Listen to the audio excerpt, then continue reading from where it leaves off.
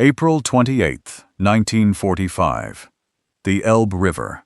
Before dawn, an American sentry at the riverbank heard them before he saw them. Not gunfire, not engines, something else, a sound he had not heard in 11 months of combat across France and Germany. People crying. He walked to the water's edge and looked across. The far bank was moving. Not soldiers, not a military formation. People, hundreds of them, then thousands, pushing into the river in the darkness. Women holding children above their heads.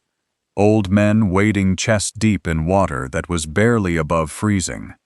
Soldiers stripped of weapons, some stripped of uniforms, helping strangers they had never met. Stretchers carried by 4 men, the wounded bundled in whatever cloth could be found, held above the current. The sentry later said he did not know what to do. He had not been given orders for this. Nothing in his training had described this. He did the only thing that made sense. He waded in. He grabbed the arm of the nearest person and pulled them toward the American side. Other soldiers along the bank did the same. Over the next several days, estimates vary, but the number of people who crossed the Elbe into American lines ran into the hundreds of thousands. Soldiers, civilians, wounded men who should not have survived the crossing, children who did not understand what they were being saved from, only that they were being carried. The man who opened that crossing was not American. He was the commanding general of the German 12th Army. His name was Walther Wenck. And 6 days before those people entered that river, he had received a direct order from Adolf Hitler to march in exactly the opposite direction. This is not a story about a German hero. Wenck served a criminal regime. He commanded armies in the service of a government that had murdered millions of people. None of that disappears because of what he did in the last week of April 1945. But this is a story about a decision made by one man, alone, in the ruins of a collapsing world. A decision that cannot be explained by ideology, or orders, or self-interest, because it served none of those things. It can only be explained by looking at the man who made it, and by looking at what happened to the people on either side of that river. Because the Elbe in April of 1945 was not just a river. It was a line, and which side of it you ended up on determined the next 40 years of your life. To understand Wenck, you have to understand what Germany looked like in the spring of 1945. Not from the outside, from the inside. By April, the Reich that Hitler had promised would last 1,000 years had been reduced, in practical terms, to a corridor roughly the width of Pennsylvania, squeezed between the Soviet armies advancing from the east and the American and British forces pushing from the west. Every major city was either rubble or burning or surrounded. The road system had been bombed into a patchwork of craters and detours. The rail network moved only at night, and only on lines that Allied aircraft had not yet found. The men still fighting were not the soldiers who had invaded Poland in 1939 or driven through France in 1940. Those men were dead, or prisoners, or invalids in hospitals back home. The men holding the line in April of 1945 were 16-year-old boys drafted in the final months. Men in their 50s, pulled from desk jobs and factory floors. Soldiers recovering from wounds that should have kept them off the line for months. They were fighting because the alternative, desertion, was punished by summary execution. SS mobile courts traveled the roads behind the front, and the bodies of men shot for leaving their posts were left hanging from trees and lampposts as instruction for the others. Into this was born Walther Wenck. He had joined the German military as a young officer after the First World War and risen steadily through the ranks, through the Reichswehr, then the Wehrmacht, on the strength of a quality that was increasingly rare by 1944 and 1945, the ability to look at a situation as it actually was, rather than as the maps in Berlin claimed it to be. He had served in France, in the Soviet Union, in the grinding defensive battles along the Eastern Front, where the distance between what Hitler ordered and what was militarily possible had become so vast that officers who reported it honestly risked their careers, and sometimes more. His men called him a soldier's general, not as flattery, as a specific description. He ate from the same field kitchens. He moved with the forward units. He was where his men were. That reputation had been built over years of command on the Eastern Front, the theater that consumed more men, more material, and more moral reckoning than any other in the history of the war. The Eastern Front was not a place that produced comfortable officers. It was a place that either broke men or stripped them down to whatever they actually were, underneath the rank insignia and the military education and the ideology. The ones who survived it as functioning commanders tended to share one characteristic. They had learned, through repeated and costly experience, that the distance between what Berlin ordered and what the ground allowed was not a gap that willpower could close. Wenck had learned that lesson earlier than most. By 1944, he had risen to become one of the youngest senior staff officers in the Wehrmacht, attached at various points to Army Group headquarters on the Eastern Front.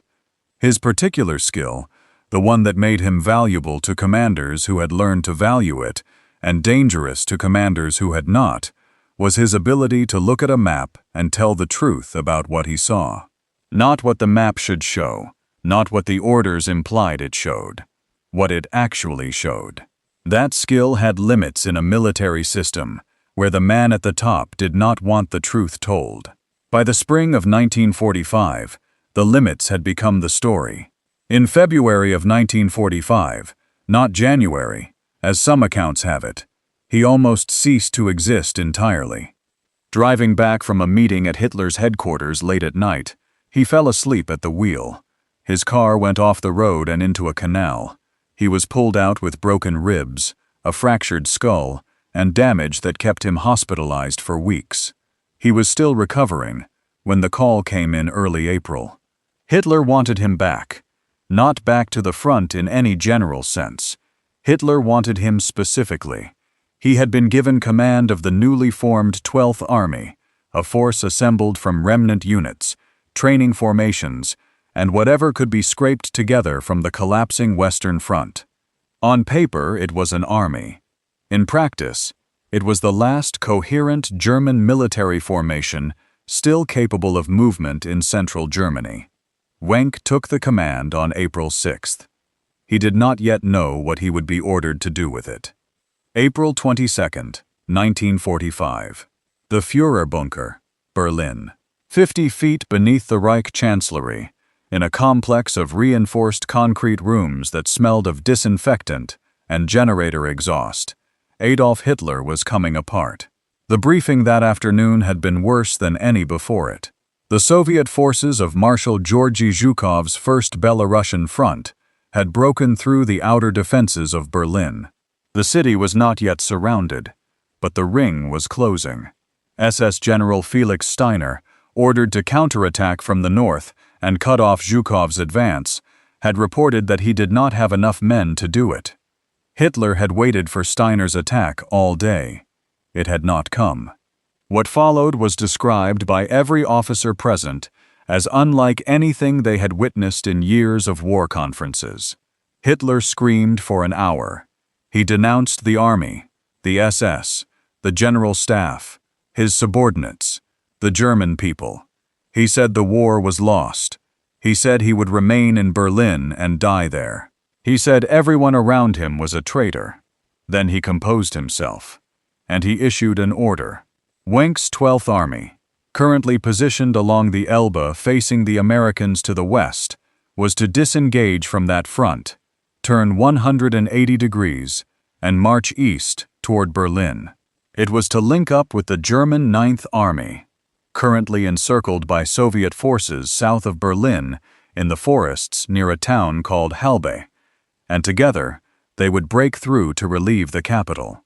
The order was delivered to Wenck's headquarters that evening. He read it. Then he spread his maps on the table and called in his chief of staff, General Major Gunther Reichhelm. The two men sat together for a long time. What Wenck saw on those maps was not what Hitler believed he was seeing. The Soviet ring around Berlin, which would close completely on April 25th, was not a thin line that an armored thrust could break. It was 2.5 million men, more than 40,000 artillery pieces, 6,000 tanks, the largest concentration of military force ever assembled in the history of the world up to that point, packed into the approaches to a single city. Wenck's entire army numbered roughly 100,000 men, many of them inadequately trained, undersupplied, and exhausted from weeks of combat. He had a handful of operational armored vehicles. He had fuel for days, not weeks. A march to Berlin was not a difficult military problem. It was not a problem at all, in the sense that problems have solutions. It was simply impossible. But Wenck did not say that to Hitler's messenger. He did not file a report stating that the order could not be executed. He did not resign his command in protest. Any of those responses would have ended with his execution, and the appointment of someone willing to send those men to die in a futile march that would accomplish nothing. What he did instead was ask Reichhelm a single question, not, "How do we get to Berlin?" but, "Who can we actually reach?" The answer was on the map. South of Berlin, in the forests near Elbe, the German Ninth Army under General Theodor Busse had been encircled by Soviet forces. The Ninth Army was not a fighting force anymore. It was a pocket, a closing trap containing the remnants of what had been 100,000 soldiers, plus tens of thousands of civilians who had fled their towns ahead of the Soviet advance and attached themselves to the military column because there was nowhere else to go. The Soviets were tightening the ring. Wenck could not reach Berlin, but he could reach Elbe. He could punch a corridor through the Soviet lines south of Berlin, hold it open long enough for the Ninth Army, and whoever was with them to move west through it, and get those people to the Elbe, to the American side. He gave his orders the next morning. He framed them, carefully, as the initial phase of a march toward Berlin. That framing mattered. An order to march east toward Berlin was an order that could be transmitted up the chain of command, reported to Hitler's headquarters, acknowledged as compliance. An order to abandon the Berlin relief mission and evacuate civilians to the Elbe would have been an order that ended Wenck's command within hours and accomplished nothing. He was not deceiving anyone who was paying attention to the maps. Any staff officer with access to the operational picture could see that the 12th Army's line of advance was not pointed at Berlin.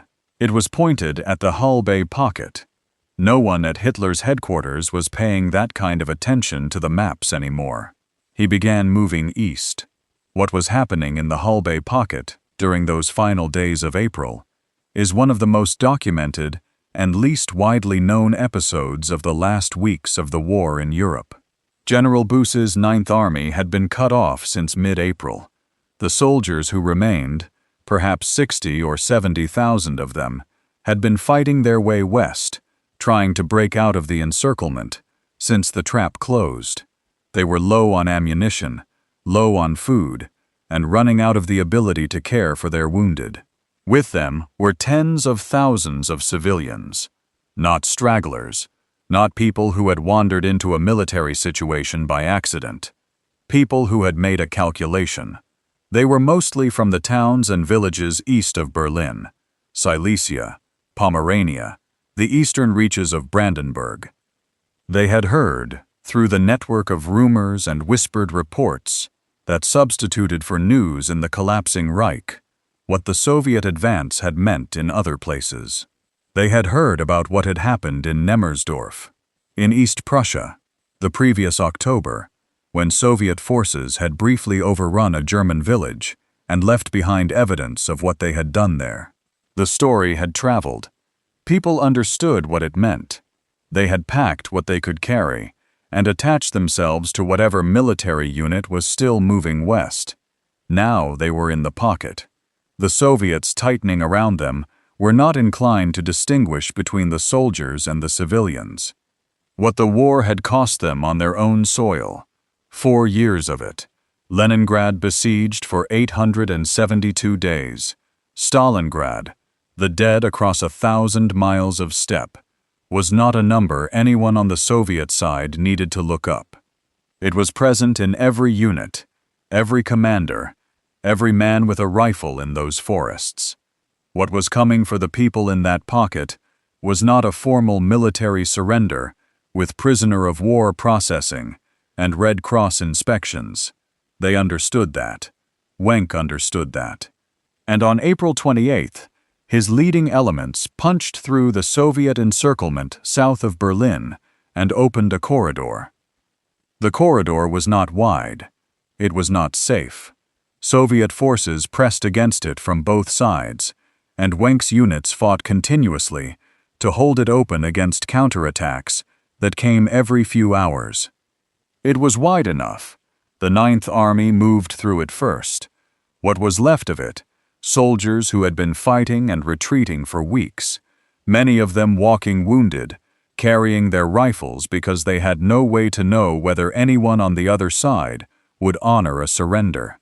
They moved through in columns, at night, through forests that were already beginning to show the first green of spring under a sky that flickered with artillery. Behind the soldiers came the civilians, old men who had been walking for days, women carrying infants and leading children by the hand, people who had abandoned wagons when the horses died and were carrying everything they owned on their backs. The injured were carried by whoever could still carry them. They moved through the corridor toward the Elbe. The temperature of the river in late April in central Germany runs just above freezing. There were few boats. There were no bridges left intact at the crossing points Wenck's army was using. Those had been destroyed weeks earlier by retreating German forces trying to slow the Allied advance. People crossed however they could. Those who could swim, swam. Those who could not swim held on to those who could. Wooden doors pulled from bombed houses served as rafts. Planks, debris, whatever could be made to float was put on the water and loaded with people who could not make it otherwise. American soldiers on the far bank waded in. A soldier with the 83rd Infantry Division wrote years later about standing at the Elbe that week and watching the crossing. He had been in combat since Normandy. He had seen everything that 11 months of the war in Europe had to offer. He wrote that nothing had prepared him for that river. They just kept coming. We stopped counting. On the American side, the men were received. That sentence requires some context. The United States Army operated under the Geneva Convention. German prisoners of war taken by American forces were processed, documented, held in camps that ranged from uncomfortable to genuinely difficult, and, in most cases, released within 2 years of the war's end. They were fed. They were given medical treatment. They were not sent to Siberia. General William Hood Simpson, commanding the American Ninth Army at the Elbe, had received orders from Eisenhower to hold his position on the western bank and not advance further east. He was following those orders, but he did not turn back the people who were crossing toward him. American Army medical units set up processing points on the western bank.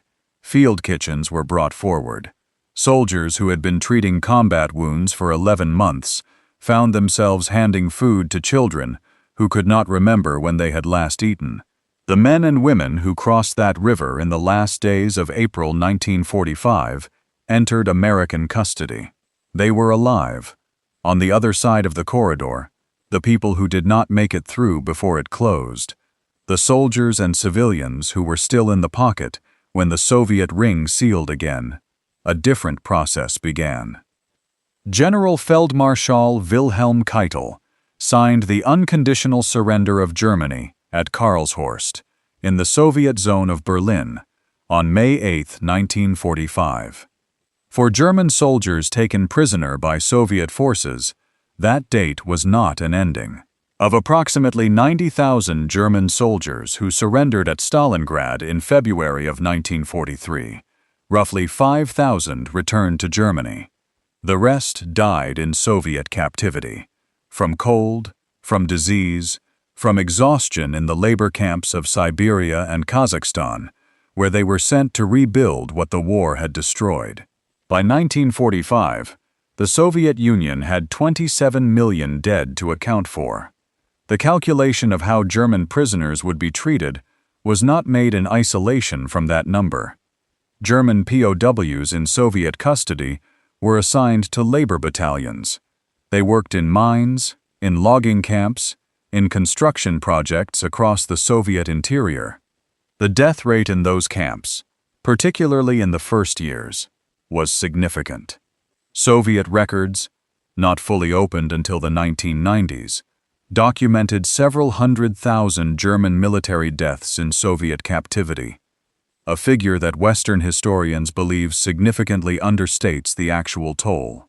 Many of those who survived were not released until 1955, a full decade after the war ended. Some were held longer. The men who came through Wenck's corridor and crossed the Elbe were home by 1947. The men who did not make it through, the ones still in the pocket when it closed, the ones who surrendered to Soviet forces in the forests south of Berlin, were not. General Theodor Busse, who had commanded the Ninth Army in the pocket and led his surviving troops through Wenck's corridor and across the Elbe, was taken prisoner by American forces. He was released in 1947. He lived until 1986. He wrote a detailed account of the Elbe breakout that became one of the primary sources for historians studying the final weeks of the war. He had 41 years after the war. The men from his army who did not make it through the corridor had a different outcome.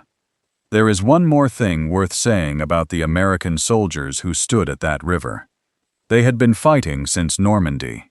They had crossed France in the summer heat, fought through the autumn mud of the Siegfried Line, survived the Bulge in the Belgian winter, crossed the Rhine, and driven through the wreckage of central Germany in the spring.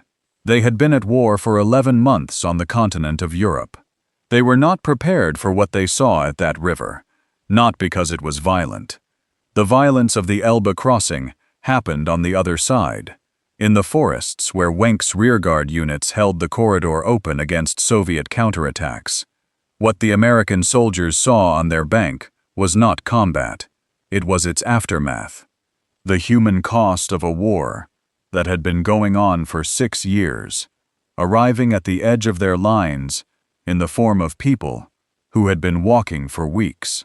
An American NCO on the Western Bank, interviewed years later by a military historian, said his company received no orders specifically addressing the situation. We just used common sense. You look at a child in the water, and you reach in and pull them out. That's not a military decision. That's just what you do. That instinct, the practical, untheorized human response of men who had spent 11 months in a war and still retained the capacity to see a child in a river as a child in a river, did not come from nowhere. It came from the difference between what the war had cost each side. 27 million Soviet dead between 1941 and 1945. That number is not a statistic. It is a weight. It shaped everything. The way Soviet soldiers understood what they were fighting, what they were owed, what the people on the other side of the front deserved. The American soldiers at the Elbe had lost friends. They had watched men die. They carried things they would carry for the rest of their lives. But they had not lost 27 million people. The people who reached the Western Bank that week built lives in a country that, 40 years later, would be the economic engine of Europe. The people who did not reach it built lives in a country that, 40 years later, would cease to exist. Wenck understood which side of that river he needed to get people to. He had fought on the Eastern Front. He had seen what the war looked like from that direction. He did not need it explained. He gave them the corridor. He held it for as long as he could. Then he followed them across. Wenck surrendered to American forces on May 7, 1945, the same day Germany signed its formal surrender at Reims. He walked into American captivity carrying nothing remarkable. No flag, no document, no ceremony. A German general in a war that was now, finally, over, crossing a river to surrender to the army that had been on the other side of it. He was held for 2 years, questioned extensively about the final campaigns in central Germany, and released in 1947. He returned to West Germany. He found work in the civilian economy, eventually in industry, in the kind of managerial work that a man with his organizational abilities could do. He married. He had a family. And here is the detail that most accounts mention in a sentence and move past. For the rest of his life, Walther Wenck almost never spoke publicly about what had happened at the Elbe, not out of amnesia, not out of confusion about what had occurred. The record of what he did in the last week of April 1945 is not obscure. German military historians documented it carefully in the decades after the war, and Reichhelm gave interviews that described the decision-making process in considerable detail. Wenck simply did not talk about it. Journalists found him. Historians wrote to him. Veterans' organizations invited him to events. He declined, almost always. The few times he did speak, briefly, to specific interlocutors he trusted, he said nothing that sounded like self-congratulation. According to Reichhelm, who knew him better than almost anyone, Wenck's private assessment of those days contained no heroism and no pride, only the practical arithmetic of what had been possible and what had not. We could not reach Berlin, Reichhelm recalled him saying, in substance if not in exact words. We could reach them. So we did. That was all. A man who had made a decision, in the last days of that war, that saved the lives of hundreds of thousands of people, who lived for 37 years afterward in the same country as many of those people, and who chose, for reasons he never fully explained, to say almost nothing about any of it. The silence is not nothing. It is itself a kind of statement. He did not do it to be remembered. He did not do it to build a reputation. He did not do it because he expected anyone to write about it or thank him for it. He did it because, at the moment the decision was available to him, it was the only thing left worth doing. There is a question underneath this story that is worth sitting with. Walther Wenck was not a hero in any simple sense. He served the German military for more than 2 decades, through the Reichswehr, through the Wehrmacht, through a war launched in the service of a regime that murdered millions. He led German armies on the Eastern Front, armies whose advance had been accompanied by atrocities that are a matter of historical record. Whether Wenck personally bore responsibility for specific crimes is a question that post-war investigations examined and did not conclusively resolve, but the institution he served and the war he fought were instruments of enormous human destruction. None of that is erased by what happened at the Elbe. The question is not whether it erases anything. The question is what we do with a record that contains both things, the service to a criminal state and the decision, at the end of it, to use the last authority he had to move people toward life instead of death. History does not process these cases cleanly. The German government has never formally recognized what Wenck did at Halbe. There is no memorial to the crossing. The town of Stendal, where many of the survivors were processed by American forces, does not have a monument to the week in April 1945, when the Elbe served as the dividing line between two very different futures. The descendants of the people who crossed that river are alive in reunified Germany today. Some of them know the name Wenck. Most of them do not know who opened the corridor, or that there was a man who could have marched east and chose not to.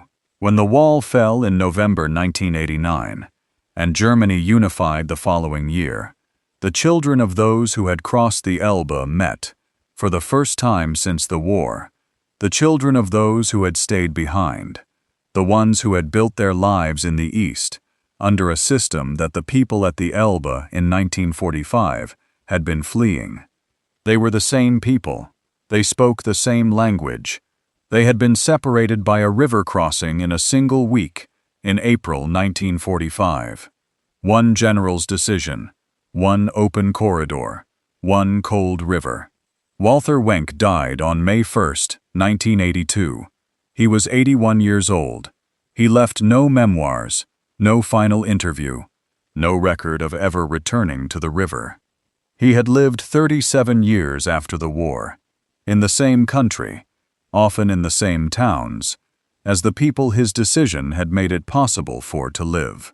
What he left behind is not a statement, it is a count. The people who crossed that river, the children they had, the grandchildren those children had, the lives that ran forward from a decision made in a field headquarters in the last week of April 1945 by a man who looked at his maps, understood what was impossible, and asked what was not. There are two kinds of decisions in war. The kind that history records because they changed the shape of the conflict. The kind that historians write about in chapters on strategy and turning points. And the kind that history almost loses. The ones made in the last hours of things, when the outcome is already decided and there is nothing left to gain. When the only available choice is between doing something and doing nothing, between pointing the machine you control toward the people who need it and pointing it somewhere else. Wenck pointed it toward the river. The river is still there. The people are still there too. Their children are. Their grandchildren are. In places whose names Wenck never knew. In lives whose specific shapes he could never have imagined. The arithmetic of what he did in those final days of April 1945 runs forward still, quietly, without a monument, without a name attached to it in most of the histories. If your family came from the eastern part of Germany, from Silesia, from Pomerania, from Brandenburg, from any of the regions that were east of the Elbe in 1945, there is a chance, a real chance, that what happened at that river in the last days of April is part of your family's history. Most of the people who crossed did not know the name of the general who opened the corridor. They knew only that a path was there when it hadn't been before, and they walked through it. If there is a story in your family about that crossing, a grandfather who walked out of the pocket, a grandmother who carried a child through cold water, a name that was spoken at the dinner table and then not spoken again, leave it here. Those stories are not in any archive. They exist only in the people who were told them. Leave one here.